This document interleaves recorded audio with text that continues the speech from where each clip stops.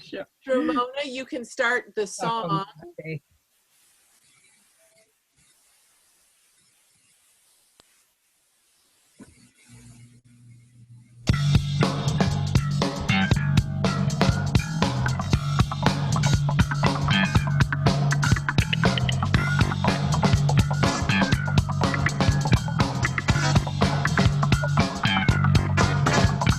Come on and say the L word.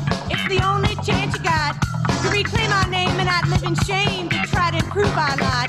Come on and say the L word. It's the only chance you got to stop the lying and denying. And come on and give it a shot. And everybody say lesbian. Everybody say lesbian. Everybody say lesbian. Come on, say lesbian. Now, the last time you said the L word, did your stomach take a turn?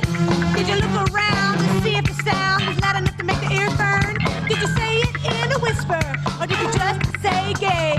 Did your face turn red? Did you decide instead to save it for another day? Then to yourself say lesbian. Everybody say lesbian. Come on, say lesbian. Everybody say lesbian. Come on. We know there are risks involved. No oppressed group has ever gained their freedom without risk. And no oppressed group has ever gained their freedom without a visible movement. So right here, in broad daylight on the courthouse steps, we want to take this day to announce the official launching of the Fairness Campaign to work toward fairness and justice for lesbians and gays, and to see that fairness entrenched in city Do you law. think it sounds like a rare disease, a perversion, a plague of vice? All it takes is a little practice. Come on and take my advice, and everybody say lesbian.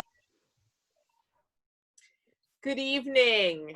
How are you all? Welcome to the Sinister Wisdom reading called Summer's Last Gasp here on August 31st.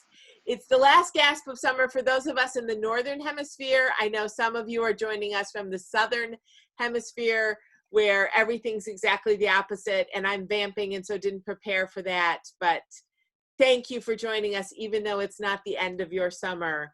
The song that started our event this evening is L Word, written by Carol Kramer and performed by Your Girlfriend. We thank Your Girlfriend for sharing this music and hope that you loved it.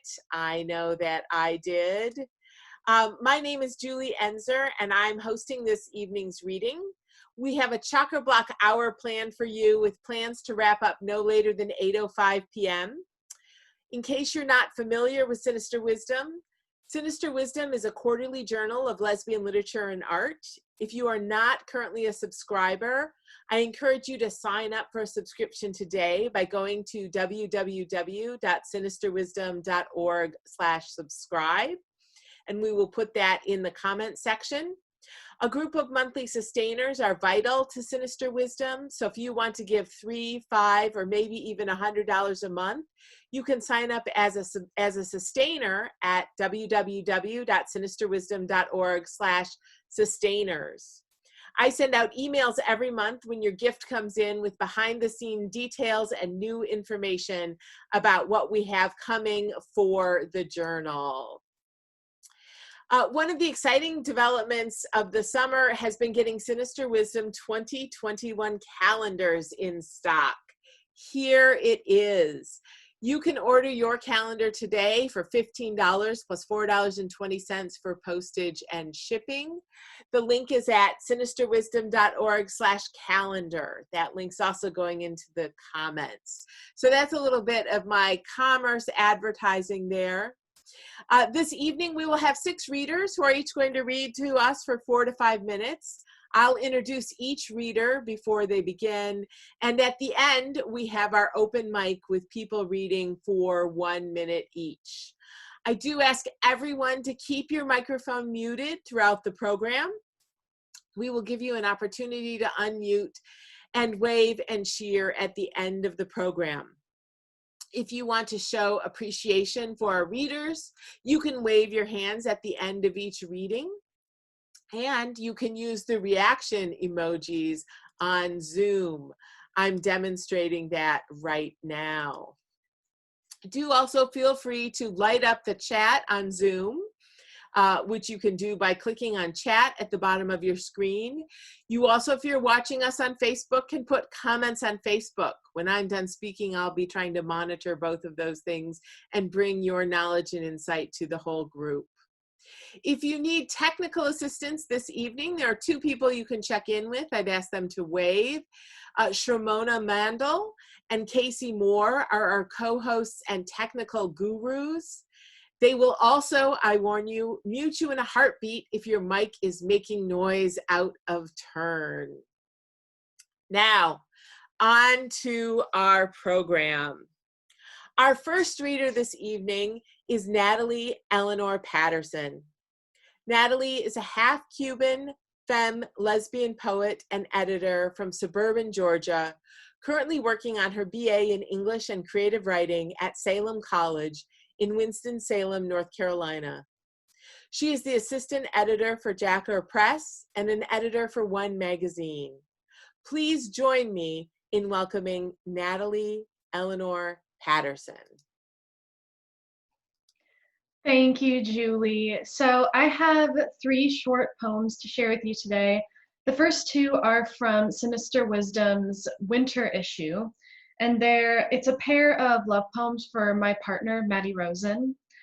And the first one takes its epigraph from a poem by Cynthia MacDonald called When Penelope Was Happy. And it reads, "She knows it. Seers recognize their visions as distinct from other seeing." Penelope's vision. In another life, she marries in blue a butch with matching vest. They dance around the barn of their rustic reception after the ceremony shakes the doves from forest edge. By now she's made new friends, doesn't recognize the bridesmaids, but loves them all the same as we love the strangers in our dreams. Just like we love a bit of post-war irony.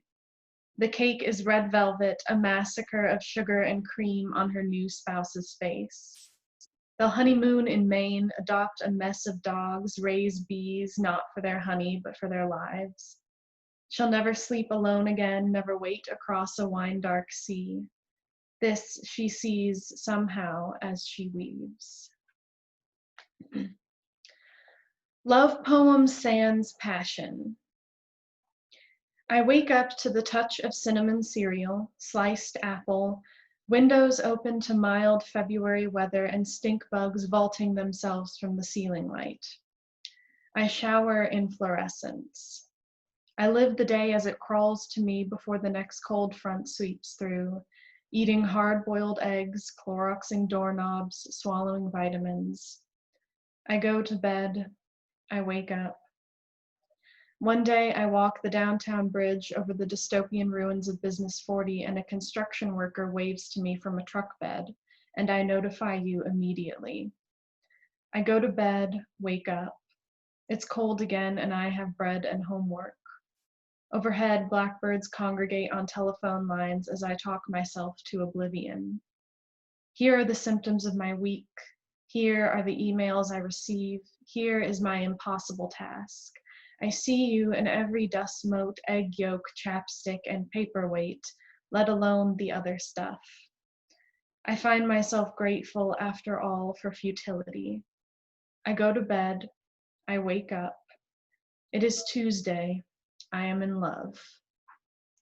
Now, my last poem is decidedly different. It is the only poem to have come out of my truncated study abroad experience last spring, where I and a bunch of other American students spent part of our winter in a manor house in what was described as the ugliest town in England, which is Grantham, Lincolnshire. And this is Black Dog. Up north, we drink the fear away. Pitchers of daiquiris, whiskey neat. We winter at the pub in this town of industrial yards and liquor stores, where even the rain falls with a sheen of rust. We learn how to read timetables, how to love the heavy burn of a train as it passes, throwing us back onto the platform with a force that reminds us of love. At night, the farmers' fields grow arms and take us to bed, but I have been praying again after a long sabbatical from bargaining with the dark. The cabbie told us the story of how 6 students drove into the blind night and crashed into the stone wall just south of the sheep field. More customers for us now, he laughed, because we trust other people with our lives before we trust ourselves. At night we drink the fear away, which is to say, we drink it behind the light and hurry home in its shadow, while fluorescent headlights yellow our skin to sickness, the glow before the end. But the moon is safe, the heath, the birds taking flight over fallow fields at dusk, the breath where there is none. We look up and wet that moon with our own tongue. These are our final days on the killing ground. We will each be alone in time. Thank you all. Thank you, Julie, and thank you, Maddie, for being my muse. Thank you so much, Natalie. I especially love the last poem and your reminder of the experiences that people are having that are truncated as a result of this global pandemic that we are in the middle of, which has downsides like you losing part of your study abroad semester, and also upsides like these new gatherings that bring us together to read together and celebrate together as a part of Sinister Wisdom.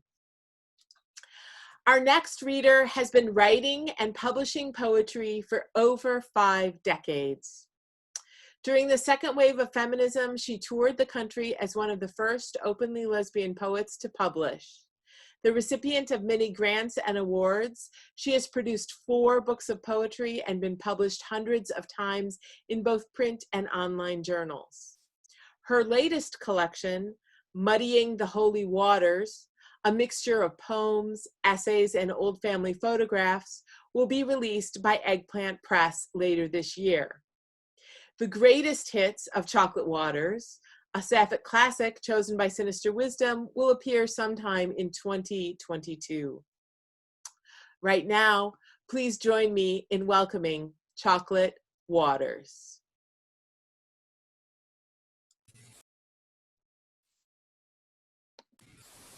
Am I unmuted? I think can you hear me? Yeah. Oh, okay, good. All right, thanks. I didn't know who the hell you were talking about at first, but I figure it's me. So I am going to do 3 pieces from my new collection, Muddying the Holy Waters, from the third section of the book, which is called Growing Up in Mountjoy, Pennsylvania, The Curse and the Blessing of Mountjoy, Pennsylvania, or I'd Rather Be a Toad. And I'm going to start with that one. The poems are a series, so I'm just going to give you 3 from that last section. The beginning poem is called The Curse of Mountjoy. I ran away. Oh, the freedom in escaping the Christian Republican fundamentalists. I'd rather have been a toad. I pocketed my mistrust, carried it to Colorado, turned into a stomping radical dyke. I'd have gone to India and become a cow. Instead, I transformed my loathing into hating the patriarchy. Men, all of them, especially Emery, my father, narcissistic dickhead. I let Mom Pauline off the hook. I thought she was a victim. She was a complicit cunt. Once a year I return at Christmas when Jesus is there. There's Jesus who lets them love me, even though they don't have a clue who I am. And the next thing I did was write an essay which began, oh my God, I just called my mother a complicit cunt. Yes, I did. My mother passed away a year ago this month. So my middle poem from the family section is going to be for my mom, Pauline. 93 in the nursing home, decorated, jewels. Pauline was always dressed up to Molly lipstick, soft blue eyeshadow.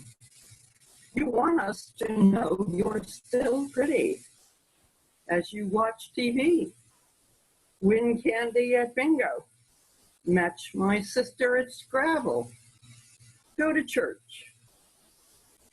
You read books about Billy Graham, Sarah Palin, Bill O'Reilly. No longer write poems or talk about your childhood or your cruel husband who humiliated you for being fat, or your firstborn daughter who grew up to be a lesbian. Why are you still here, Mom? Wouldn't you rather be watching TV in heaven with Jesus? Are you waiting around for me to tell you the truth of your life? It was you who hated men, not me. You who were dying, not me. Where were you when I needed a mom? Your own mom repeatedly raped by your alcoholic dad. No wonder you hated men. Couldn't fathom me. Your firstborn daughter, who was so much louder than you had the courage to be. I'm not afraid, Mom. This daughter you never could talk to, this daughter who wanted you to talk to.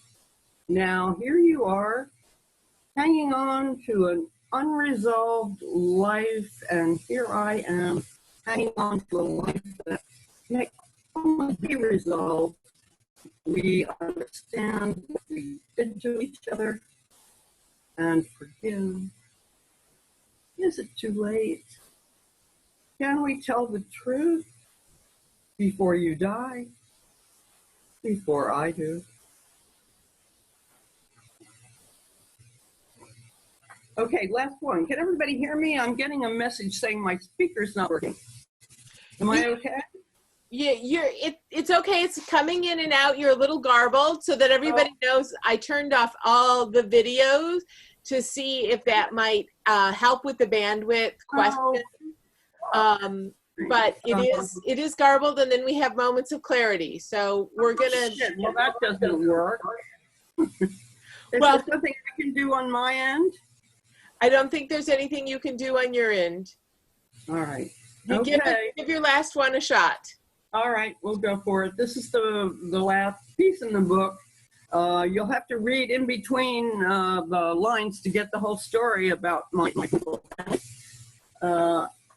It started with the curse of Mount Joy. It's going to end with the blessing of Mount Joy. Two kinds of people live here. The ones who go to church and ones who go to the bar. Had I stayed, I'd have become a raging alcoholic. Or a hallelujah. Or just climbed into my coffin and slammed the lid. These conservative folks who didn't get me or I them, they transformed me into who I was intended to be. My Mount Joy family, a soul group family, who travels together over countless lifetimes.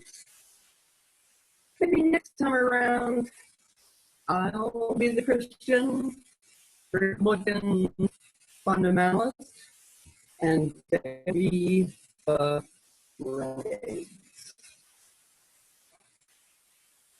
Thank you, everyone. Write to chuckpoet@gmail.com if you'd like to have some information about my new book, Muddying the Great. Thank you, Chocolate. We'll put your URL in the comments. Okay, dope.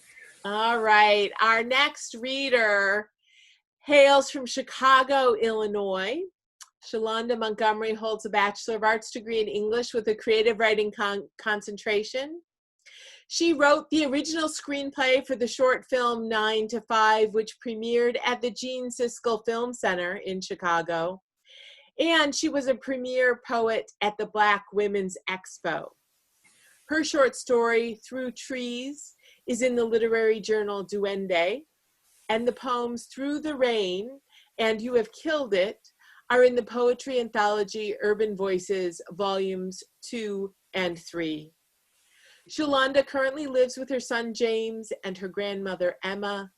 Please join me in giving her a warm Sinister Wisdom welcome. Shalonda.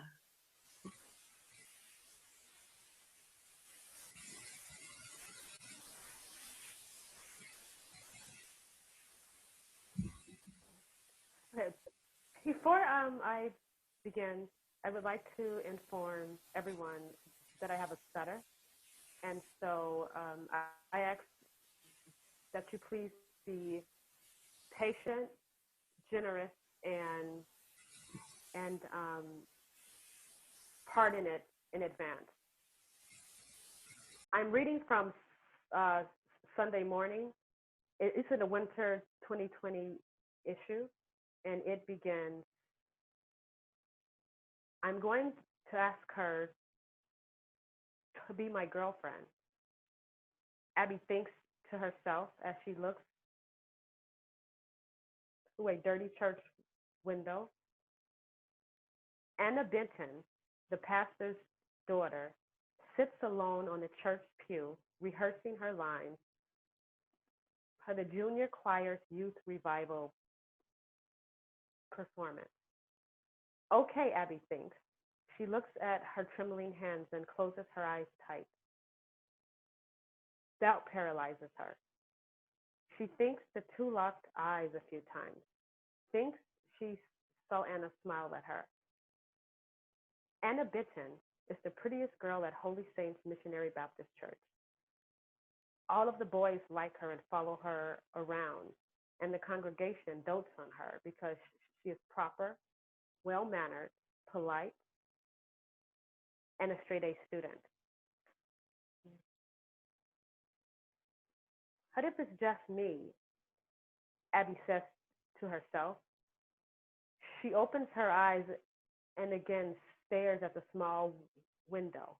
Her dirty black high-top Chuck Taylor gym shoes are pressed into the dirt. Her beige flowery dress hangs below her knees and flows with the wind. As she moves, her dress brushes her white, red trimmed tomb socks that Sissy, her grandmother, instructed her not to wear.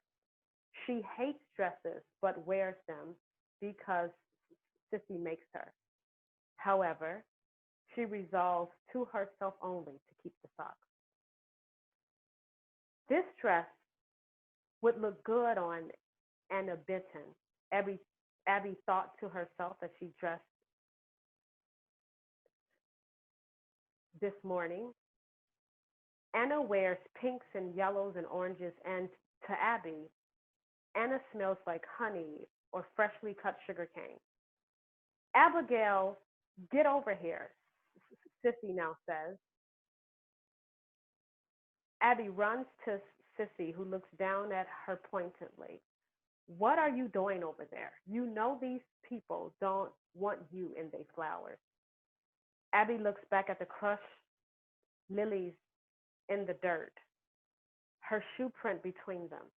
She runs over and tries to fix them as much as she can, holding the limpy lily in her hands as if she is a surgeon trying to restore life to it.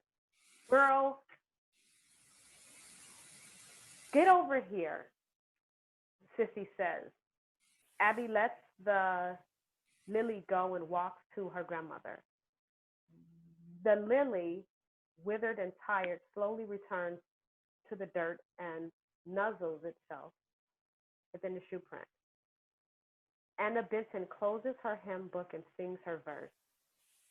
The beatific sound echoes through the small church and seeps through the windows and door crevices like fog searching about the air.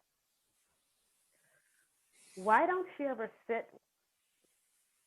with us, Robert says to Abby. From the church's second floor balcony, they look down at Anna, who's on stage with the director and members of the junior choir. Don't know, Abby says.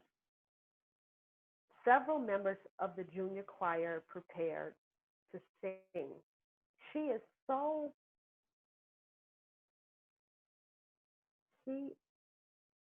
pretty,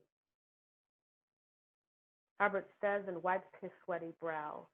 Abby places her hand on the cold railing, leans over, stretches her neck like an ostrich searching for food, and looks at Anna again.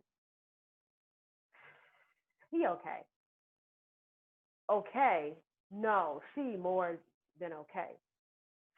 She pretty, if you think so. I do. You think she'll be my girlfriend if I ask her? Nope. Abby presses her face against the bars, her heart in her stomach at the thought of someone liking Anna. And Robert is not good for Anna, she thinks. You don't think she'll be my girlfriend? No! Why do you say that? Because she's a pastor's daughter, and the pastor ain't gonna let her be your girlfriend. And she ain't cute anyway. You should ask out Hattie Cowan to be your girlfriend. Robert frowns. Hattie Cowan. Thank you. And again, thanks for actually pardoning my stuttering. Thank you. And thanks, Judy, for letting me take a part of this. Thank you, Shalonda. It's great to hear you read your wonderful work. Thank you. You are very welcome. You. Our next reader is V. Key Now.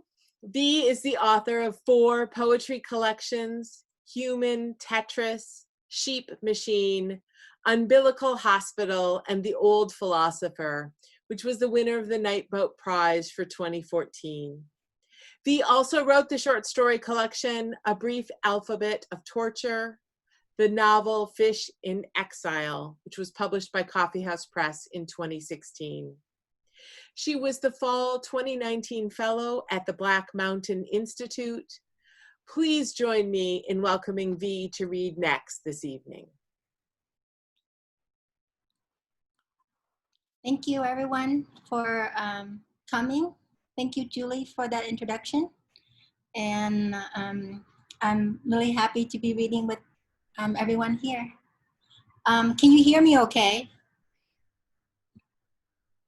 Yes? Okay, good. I'm going to read 3 poems. And so the first one is called Landscaping Her Tongue. There is a river inside her that I want to landscape with my tongue. Rivers with rivulets, ruby with jubilation. Is that all? And yet there is a swing set in my mouth, pinched by my teeth and its roof, recreating my childhood memories of sapphic desire without a door, without an odor. I feel her uncertainty in me whenever her lip gloss kisses me. I tell her that I am never biased. I'm never too old nor lonely for her kind of immortality. In January, I pull all the angelfish and salmons out of her body and beg them to thaw out on my front porch. Before eviscerating them, I tell the first fish, your scales are so shiny. I can see my own reflection on you. The fish responds, I am just a river, not a fish. I ask, how do I eviscerate a river? The fish responds, by eating hush puppies with your eyes closed. I'm startled and surprised. I ask, do you mean the shoes or deep fried cornmeal balls? The fish replies, you are missing the point. Apparently, the river didn't mean to say puppies. The river, having autocorrect issues with her tongue, meant to say pussies. This next poem is for Caitlin and Tanya, and it's called S and P. And it's short. What putting on condoms for men, cutting nails for dykes. I'll read it again.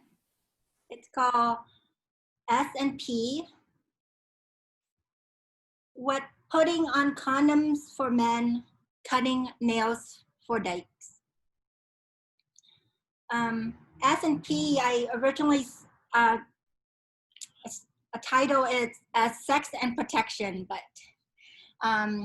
somebody commented it was too obvious, so I had to make it subtle. And the last poem I'm going to read is called Circles. And this one is for Miriam. Thank you, Miriam from Norway, for coming to this reading. It's technically like 2 o'clock in her time, so a.m. So thank you. And thank you everyone for coming here and for all your enthusiasm and your wonderful support. And thank you, Julie, for all this wonderful setup. Okay, circles. Last night, the moon covers the mouth of the sun with her sigh, ethery hand pulled from Earth's shadow, as if atmospheric fucking is a sin overlapping each other. The sun and the moon, aching for transparencies, are super engorged, super enough to make a sexual ambush seems like denial or a coconut bong. I long for my body to mourn into sound baked by wind and compression. I long for the shape of your mouth to renew its binary law through shifting away from an orgasmic O and standing come straight for the other binary one. There is transparence where the moon's shoulder is bent towards me, as if there is a rod of confection between her body and my mind. There is no despair between us. When her touch isn't repairing your sun, we are both zeros or O's, as you like to call it each year. When there is no annual eclipse, there is no annual eclipse. We are no binary lovers, the sun and I, the moon and you. We are a circle within a circle, a tongue inside a circumference. This is how dyke lovers do math in bed, a tongue inside a zero, creating 4 infinities where lunar cunts and heliotropic breasts meet. We circle each other until a meteorite says no to a series of zeros. We circle each other until a lunar sun says yes to a solar moon. We circle each other until the only circle left is the one we left on each other's body, fading lightly away from our center. Thank you. That's so beautiful. Thank you, V. And we'll keep V spotlighted because I'm going to, I want to share, and I want V to share that she has edited a fantastic issue of Sinister Wisdom that's coming next spring. So it'll be published April 15th of 2021, which feels a long way away now, but is just around the corner. And I was hoping that, V, you would just share with us a little bit about what the issue is, how you put it together, and what you're most excited about it for publishing next April. Yeah, it's a very long process. When we first had the calling for Asian lesbians, I thought Asian lesbians didn't exist. I thought it was like a theoretical concept. But it's not. It's actually quite an empirical concept, and it's Asian lesbians do exist. I am an example of one, so so that negates that theory of their non-existentness. And so it was on the first attempt. It was really hard. We didn't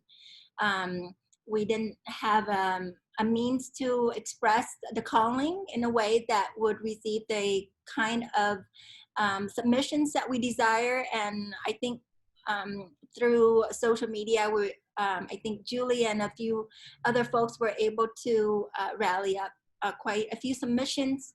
I am happy to express that there is quite a range in the issue, from performance, installations, poetry, fiction, nonfiction, video links, but not technically from the book, but on the website. And there is quite a vast, from experimental to traditional to sexual to intimate to just quite a broad strokes of Asian lesbian writers that, and also I early in the issue, because I was worried about not receiving enough submissions, but then we did have a lot of submissions and I stopped. But at the beginning, I did a lot of interviews. So you get to see a lot of intimate insights into the poems, into the work, and into the personal lives of these brilliant writers and artists and performers and makers and photographers. So I hope you really take your time to really dive into the issue, because it's very well-rounded, and it's and I love all the different voices, the different echoes, the different rhythm, the way that Asian lesbians view themselves, and the way they are received and perceived in today's technological Me Too movement area. And so I think it's a very timely issue, and I think you will feel at home either in one or two pieces, if not all the pieces that are represented on the issues. There's also an introduction that I wrote that I was really excited, and I wrote it during COVID. So it has a bit of, what is it called? A bit of COVID pandemic.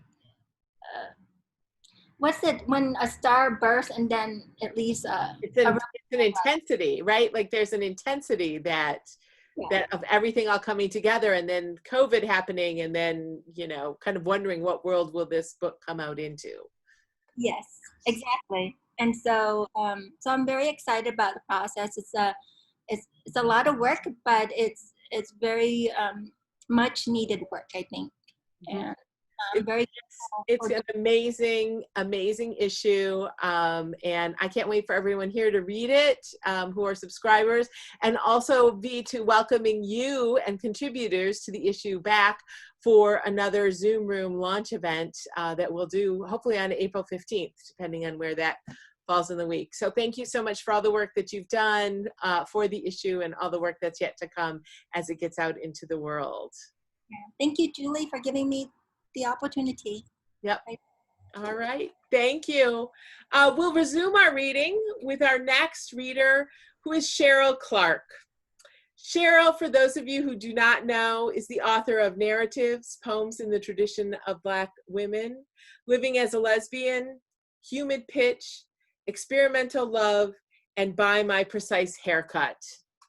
In 2008, Stephen G. Fullwood and Cheryl Clark co-edited the collection To Be Left with the Body, a queer cultural journal for AIDS Project Los Angeles. Since 1979, her writings have appeared in numerous publications, including the iconic This Bridge Called My Back, Writings by Radical Women of Color, and Homegirls, a Black feminist anthology. She has been co-organizer of the annual Hobart, New York Festival of Women Writers since 2013. She is a member of the board of directors of Sinister Wisdom, and we are thrilled to have her joining us to read this evening. Please join me in welcoming Cheryl Clark.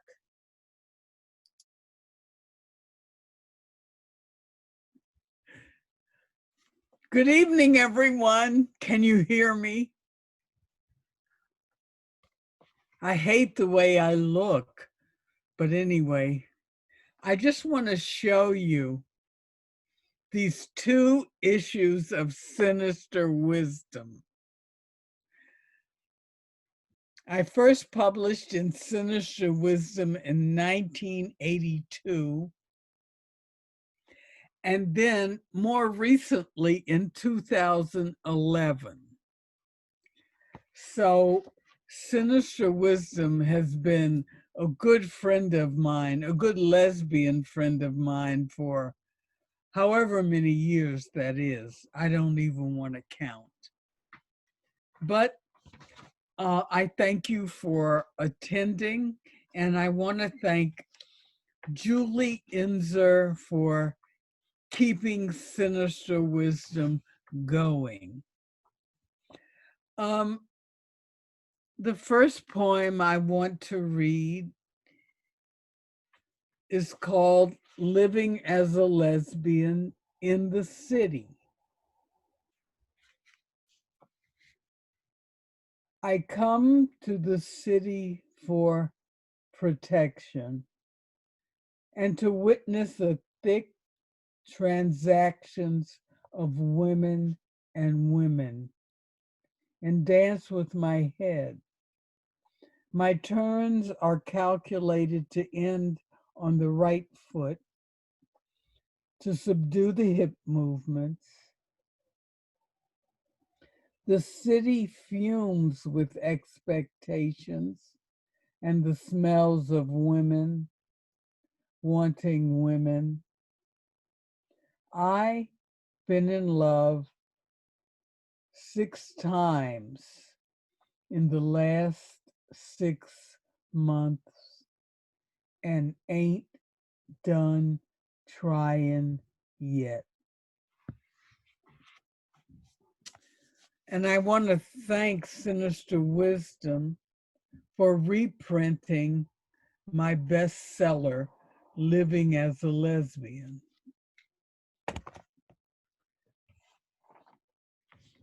So, just so you know, I've remained true to my lesbian themes. I will read you one of my most recent poems called Living as a Lesbian in the Archive of Style.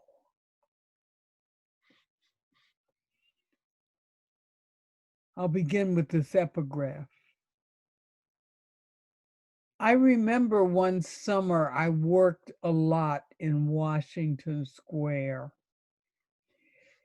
It must have been about 1966. The park was divided. It has these walks, sort of like a sunburst, and there were territories staked out. There were young hippie junkies down one row. There were lesbians down another. Really tough, amazingly hard hardcore lesbians. Diane Arbus, 1972.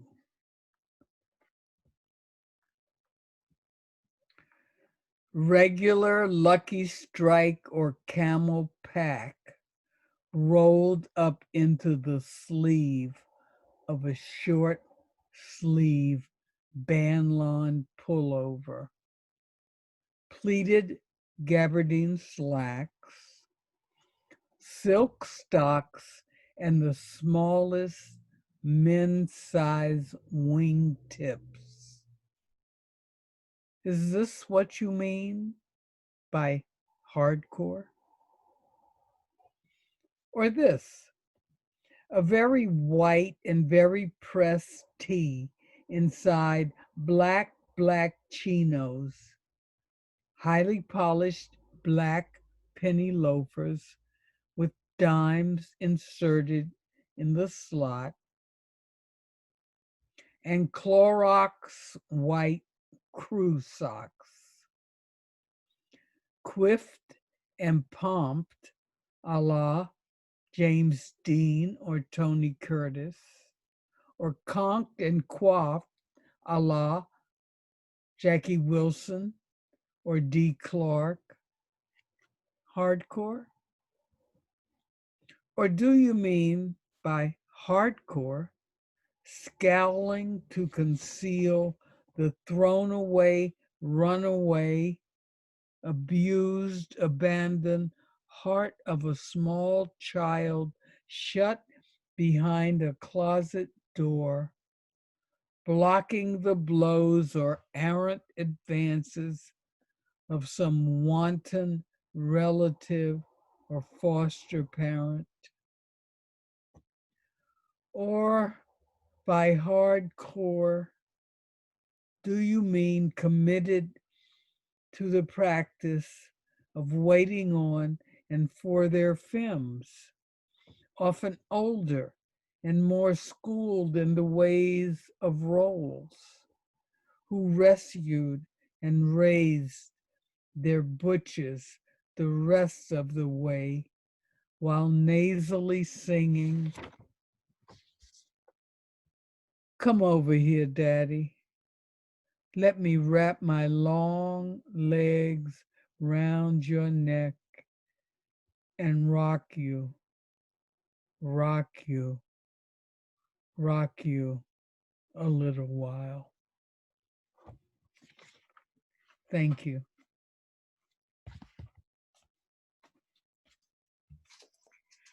Thank you, Cheryl. You can come on over here.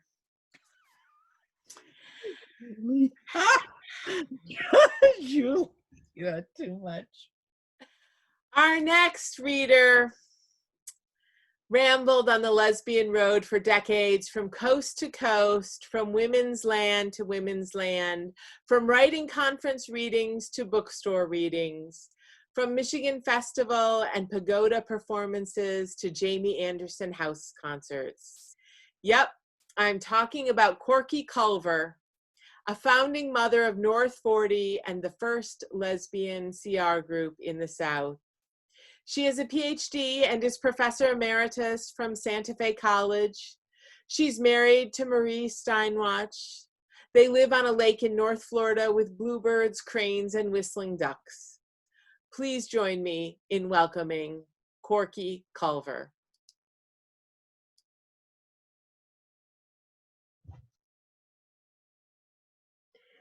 Wow, it's so great to see everyone. I've got a lot of mess in the middle of my screen here. But anyway, it's so good to see everybody and a lot of people who've inspired me over the years. My first poem is going to be from, I love the color of my book, Natural Law of Water. She brought the moon, she brought the moon, she brought the moon to me, to my window with her finger, reached inside, opened latches, opened shutters, opened curtains, let the light in, took the night back. Sweet black darkness, silver moonshine made my heart shine. She was a rover, took me over mountains, over cities, flying over, took me over. And I would sail her, trim her sheets tight, lift her onto her own bow wave. Wing and wing and wings, winds to fly her. We were lovers, night watchers, sea reachers, star sailors. Miles of solitude between us brought no meadow days to ease us. But when the moon and tides were fullest, then she'd come to see me. And when her shadow passed my window, then she brought the moon to me. She brought the moon, she brought the moon, she brought the moon to me. Now a bit of a little politics, sort of. My country, 'tis of thee. Trying to decide what to pack. Maybe in an overnight bag, the Bill of Rights, the Constitution, and in a trunk, WPA lodges, those hewn beams, huge stones. These were a rustic American architecture built by the federal government for jobs in the Depression, places regular people can still afford. Looking around at the piles in my room, I see banjo music, trout streams, all over the bed, the floor, so much I'd like to keep. Organic gardens, fat, funny looking carrots, and freedom, that's got to go in. But a refugee can't carry much. Maybe others will bring things we can share to wherever it is we try to set up camp and try to start America all over again.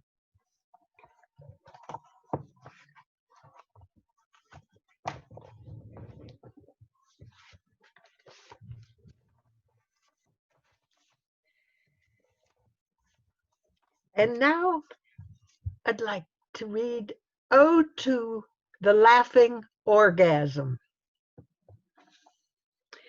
We have kept you a secret, partly because you're so rare, perhaps known only to 1 in 1,000.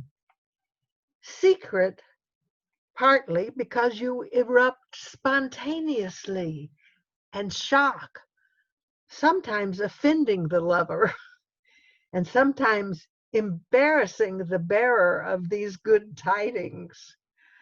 You peal like bells over the whole village, body and spirit ringing out pure angel joy. How sad that not knowing can make anger and fear and shame shadow the lovely light of laughing that shades, flies free and wide-winged as a condor, a flesh pink rosy spoonbill playing. You go way beyond propriety into sanctity. Your way extends release into a long melody, rising and lowering, tuneful and endless, spontaneously upending sorrows and regrets. You are whipped cream and gleam. You are unwrapped gift, sweet landing after a long lift. Thank you. Thank you so much, Corky. I've been waiting all night for that one. As if this wasn't enough, we now have our lightning reading. Before we start the lightning reading, I'm going to turn it over to Casey Moore, who's going to MC the lightning reading part, and Casey's now coordinating some of our reading work here. I want to remind everyone to join me on September 15th at 7 o'clock on Zoom only for our first ever Sinister Wisdom Book Club discussion. We're talking about In the Dream House by Carmen Maria Machado. Order your copy today so you can get it read by September 15th and join us for the discussion. We plan 2 of these. We'll see how they go. If you show up and we have a good time, we'll keep doing them. If no one comes or we have a terrible time, we'll cancel them and try something else. So that's my quick announcement. I'll be back after the lightning round reading that Casey is going to take us through, and I'll be giving you a special preview of the issue of Sinister Wisdom that will be going in the mail in about 4 weeks. So stay tuned for that. And now I'm turning it over to Casey Moore, who's going to take you through our series of 1-minute readers quickly. Good evening, everybody. I'm so happy to be here. I just want to quickly thank Julie for bringing me on and saying yes to literally anything I ask her. So I'm so excited to be coming on, and can't wait to see you at other events. And we will get started. And our first 1-minute speaker is Yeva Johnson. Thank you, Casey. This is Bringer of Life, with gratitude to Otis Redding and Anastasia Renee. The daughter of these 3 powerful mothers would never lack for adventure.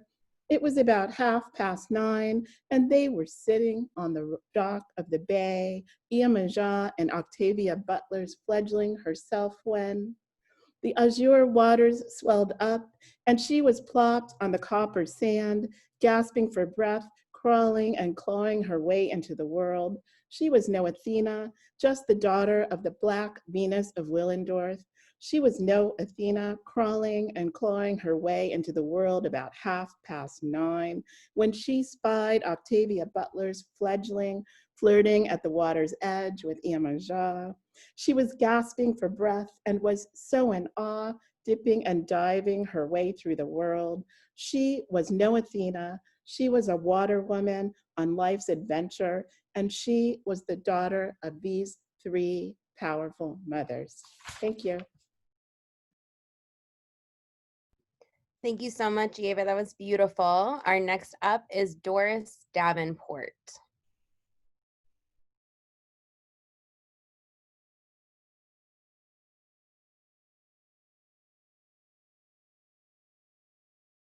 Okay. Hey, everybody. Thank you, Julie. Thank you, everyone. And it was very hard to find a poem which is only 1 minute. Because as I get older, my poems get longer. Sorry, I'm having a technical difficulty in that my iPad fell over. But these 2 excerpts, thank you everybody, are from Dancing in Time, my latest book. This has to do with the changes in the body as we age. I am 71 now. What I learned from our Golden Agers 50th year reunion at Payne College, whatever body you show up in is the body you show up in. That familiar spirit in whatever body we wear, whatever, no matter, robed in this purple and white love forever, timeless. On the other hand, interlude, dirty old woman giggles. It's more about how it feels now than how it looks at this point. Sweetie, leave the lights off and rock on. Thank you. Thank you so much, Doris. I loved your style. Next up is Bonnie Lee Kaufman.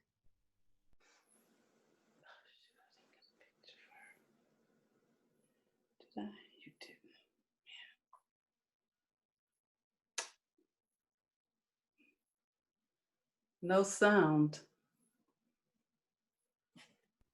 Bonnie Lee, you don't have any sound. You're muted. Okay, is that better? Yes, can hear you now. Okay, great. Thank you. Coveted COVID kiss. She comes for coffee as if life were safe, ordinary. Kisses me good morning as if knowing I crave soft, lingering lips, plenty of time to ponder the swell fullness folded against each other. I get embarrassed, having lived so long without. I can't let go. Won't admit how long it's been since I licked, slow and luxurious. An ice cream cone melts, sticky on fingers, every one of them involved, stretches, sticky, all the way to the wrist. Thank you. Thank you so much, Bonnie Lee. And just to address a question in the chat real quick, Mona asked why not more time. The focus of the events is on the featured speaker, and this is a little extra thing at the end, but we will be doing all open mic events soon where people will have more time, just so you guys know. So next up is Jennifer Abad. So, hi, I have 2 short poems. This has been great. It's called The In-Between, or Between Time. I kiss her lips, slightly open and still.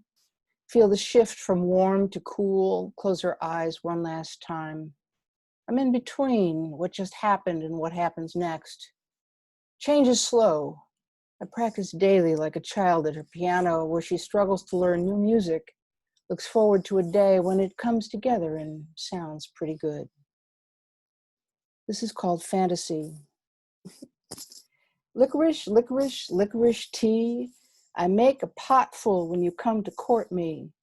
You arrive at my door with your smile and hat. Your eyes say you want to dance. I place my palm on the small of your back, look in your eyes, and you look back. On the couch, we sip licorice tea when our hands connect perfectly. Thank you so much, Jennifer. Next up is Rana Maggie. Thank you, Casey and Julie. Nightline, 3rd shift, San Diego, 1971. I remember learning the new ceramic wheel, lead rows demonstrating a Ferris-like disc baking electronic parts. Suddenly her fingers catch the wheel. Hot disc punctures nails, then palm. Screams saturate factory walls. Metallic blood splatters her shoes. In his office, supervisor delays stopping the wheel, arrives after burning flesh. We stand round, discuss the tangled, bloody mess, repeat accusations of company sin, no safety guard, toxic chemicals, management warns, don't say a word. This white-walled factory, whitest of floors, blood cleaned from vinyl tile. The stench of indifference screams in the air. Paramedics arrive. The factory clean.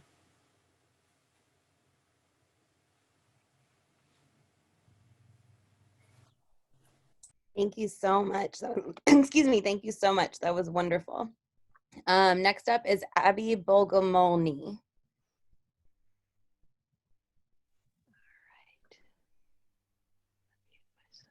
Okay. All right. I want to thank you for doing this reading, and I really adore Sinister Wisdom, and I adore all of your work that I've heard today.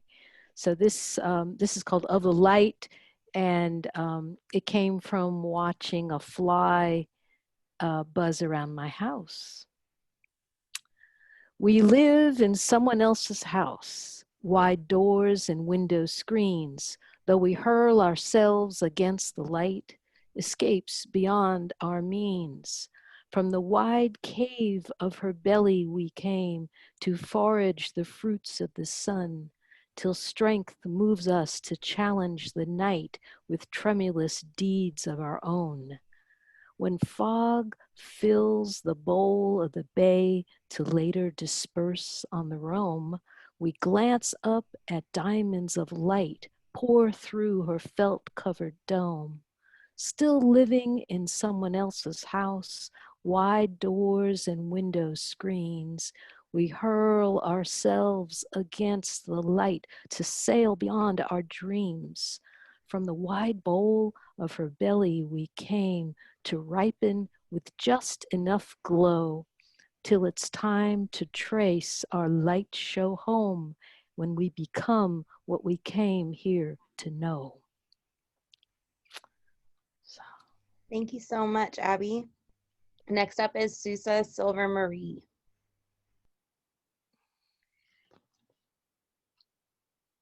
Thank you. I'm going to read a poem from my new book, Poems for Flourishing. It's called Your Wild Goddess Ways.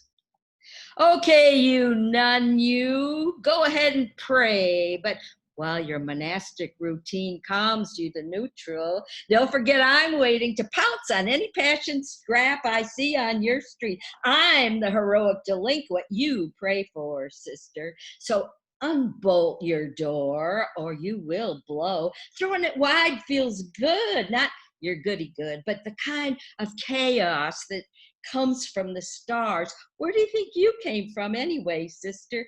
Dare to give up pleasing the rest. Who gives a hoot?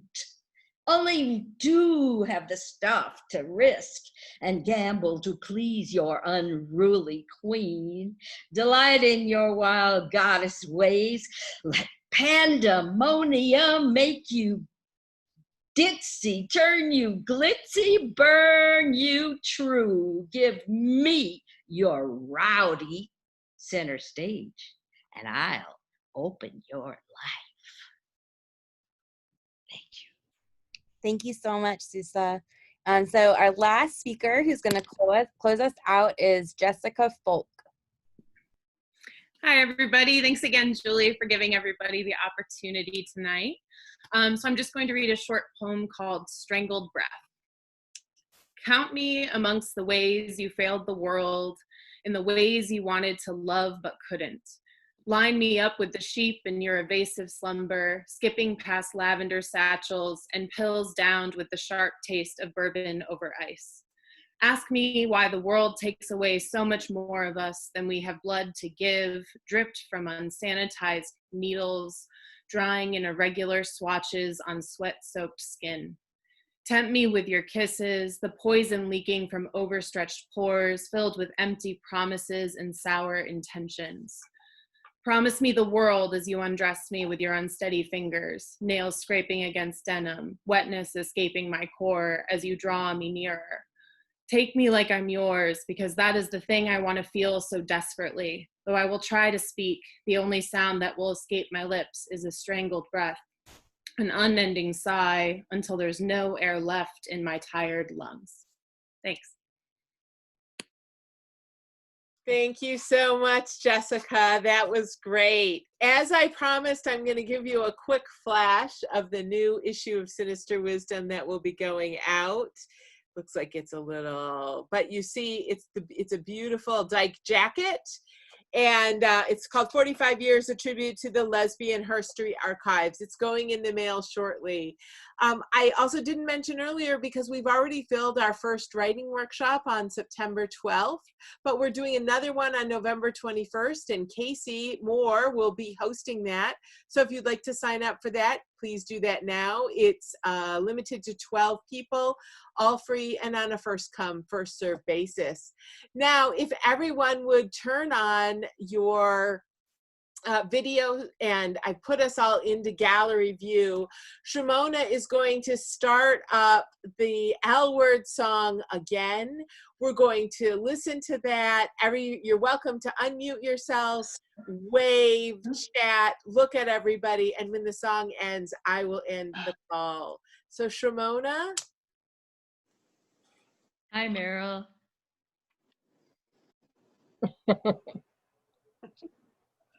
And if you go from side to Lynn. Hey. Woohoo! 3 pages of lesbians. See you all. Cheryl, hi. Jackie. And maybe we're not, Shimon, are we not getting music? Hey, Barbara, Esther. Hey, Corky. Hi, Corky. Marie, Rose, Barbara Esrig. Who else did I miss? I don't know. Casey, thank you. Julie, you're the best. Hi, Alana. Hello, everybody. Did your stomach take a turn? Did you look around to see if the sound is loud enough to make the ears burn? Did you say it in a whisper, or did you just say gay? Did your face turn red? Did you decide instead to save it for another day? Then to yourself say lesbian. Lesbian. Lesbian. Lesbian. Say lesbian. Everybody say lesbian. We know there are risks involved. No oppressed group has ever gained their freedom without risk. And no oppressed group has ever gained their freedom without a visible movement. So right here, in broad daylight on the courthouse steps, we want to take this day to announce the official launching of the Fairness Campaign to work toward fairness and justice for lesbians and gays, and to see that fairness in print in city law. Do you think it sounds like a rare disease, a perversion, a plague of vice? All it takes is a little practice. But come on and take my advice, and everybody say lesbian. Lesbian. Lesbian. Lesbian. Come on, say lesbian. Because if you can't say it, it's hard to be it. If you can't be it, they can't see it. If they can't see it, they'll deny it. If we all deny it, we're in the closet for life. For life. Or death. Silence equals death. Go on.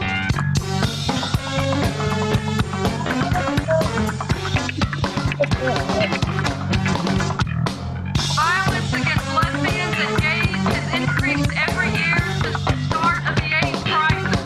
We still fear losing our jobs. We are denied places to live. We are here today to say enough is enough. We are ready to live as full and equal members of society, and we are ready to fight for our freedom.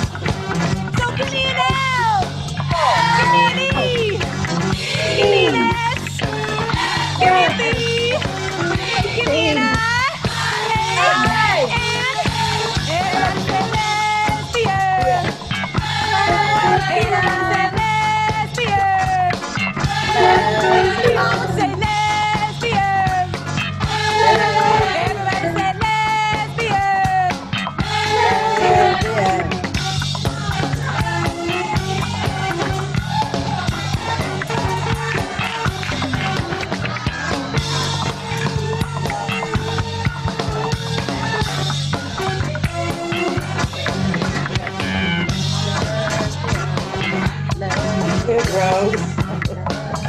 This is a significant time in our community and our visibility as a movement.